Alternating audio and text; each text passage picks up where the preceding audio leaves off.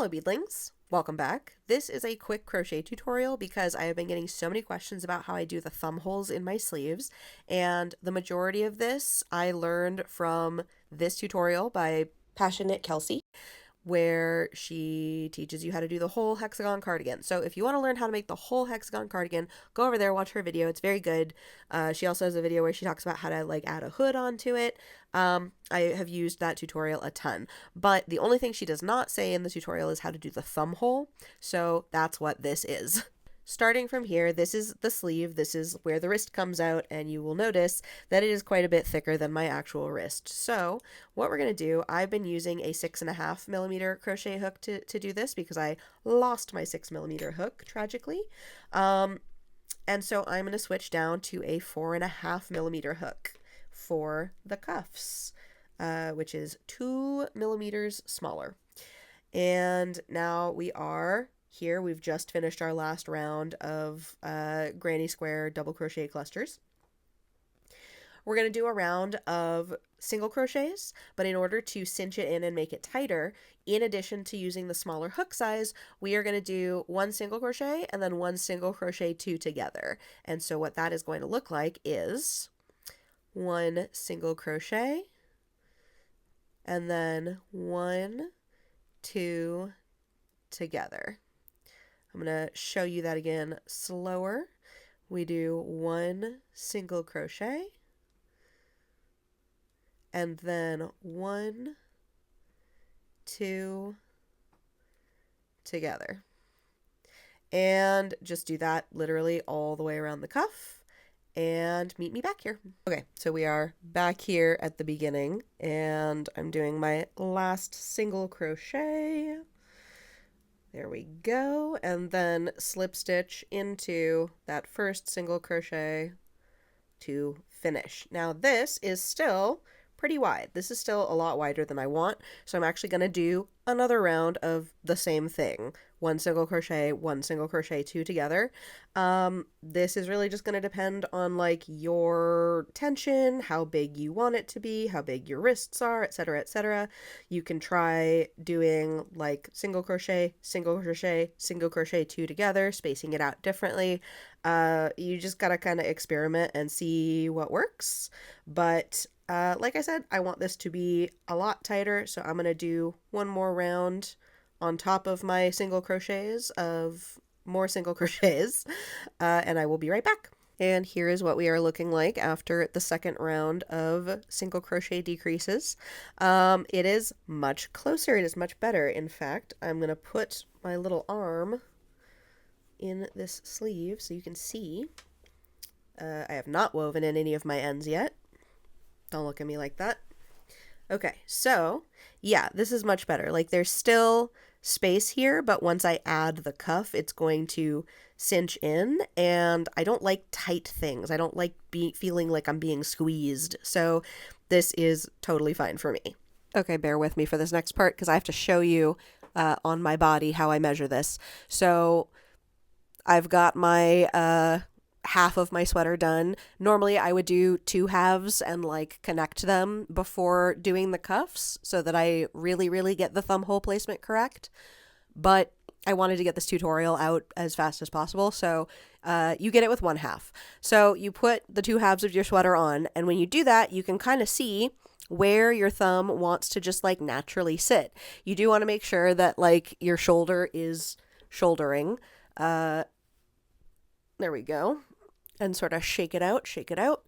And okay, so my thumb is going to sit like approximately right here. So I'm going to take a little stitch marker and put it in where I want my thumb hole to be. And then obviously if I had the other side, I would do the same on the other side and then kind of hold them up to each other and compare and make sure that the thumb holes are more or less in the same place because my arms are more or less even. So this just so happens to be 30 stitches around at this point, and I have 3 main colors I'm working with, and I'm fancy, so I'm going to do the sleeves, or the cuffs rather, as a little color block moment. So I'm going to start with, let me think, I'm going to start with red. So still working with the 4.5mm hook, I'm going to take my stitch marker out, and I'm going to finish the round by slip stitching into the next single crochet, but instead of picking up white again because I want to change colors, I actually am going to pick up red. Doop. Just like that. Pull it through, pull it through. Amazing. Make sure you've got enough tail left to weave in at the end. Make that a little longer. And I'm going to grab these and just hang on to them for a sec. Okay, so I want my cuffs to be about 12 stitches tall. I like my cuffs to be pretty big, pretty long. So I am going to chain 13. You chain as many as you want and one extra. 1, 2, 3, 4, 5, 6, 7, 8, 9, 10, 11, 12, and 13. You're going to skip the stitch you just made, and then you are going to single crochet into the back loop only. This is the back loop because I'm right-handed, and so I'm working in that direction. So skip this one and go into the next, just the back loop. Grab a loop, pull up, loop over, pull through, and you got a single crochet. And then you do that 11 more times. Well, no, you do it 10 more times. So that was 1, 2, 3, 4, 5,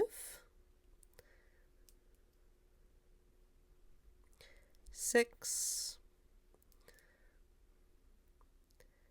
7, 8, 9,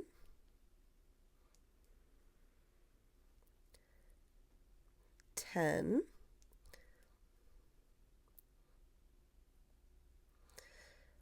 11. Okay, and the last one is 12. And for this one, we're going to pull up a loop, and then instead of doing that, we're going to go down here and go into the next single crochet and pull up a loop and then pull that one through. And that is how we connect it down to the base. Now we're going to slip stitch into the next single crochet over and turn our work. You literally just flip it over like that. Now we're going to go single crochet into that first single crochet at the base there. And then all the rest, the other 11 single crochets, we are just working into the back loop only. So, boop. There we go. 1, 2, 3, 4, 5, 6, 7,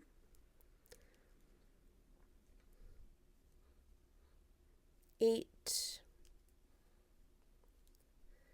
9, 10, 11, and 12. Doop. And turn your work. And so you just keep doing that up and down, back and forth until you get all the way around to your stitch marker over here. So I'm going to do a bunch of this cuff, and then I'm going to come back and show you how I do the thumb hole. Okay, so we are coming back around. We are just about to do the thumb hole, but I like to try it on at various points during this process just to make sure that like the position of the hole doesn't shift too much, because obviously as you are making the sleeve, the hole is getting tighter and tighter, and so where your thumb was might not be where your thumb still is. But looks like I am good to go. So I'm going to take this stitch marker out. I don't need it anymore. I know exactly where we are. And now we're going to make the thumb hole. So to make the thumb hole, I'm going to do, I've got 12 stitches here total. So I'm going to do 3 stitches like normal. 1, 2, 3. Now I'm going to chain 6. 1, 2, 3, 4, 5, 6. And I'm also going to skip 6. So 1, 2, 3, 4, 5, 6, and into the next one. And we're going to continue single crocheting back loop only, like normal. 1, 2, come on, and 3.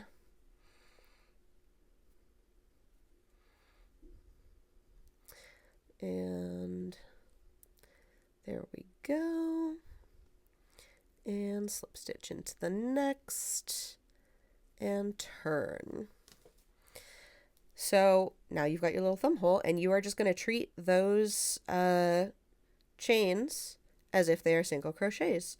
So 1, 2, 3, come on.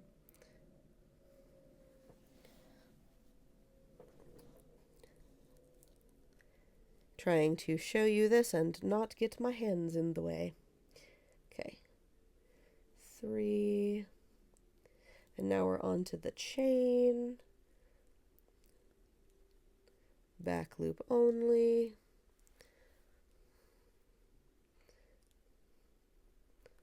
4.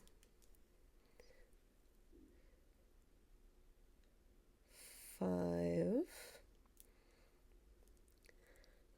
6, 7, 8, 9, 10, 11, 12. Come on. There we go. There you go. You've got your thumb hole, and you just continue on and finish off your cuff like normal. Like I said before, Passionate Kelsey's video is very good. It says like how to do this, probably a lot better than mine. This was just to show you how I add the thumb hole.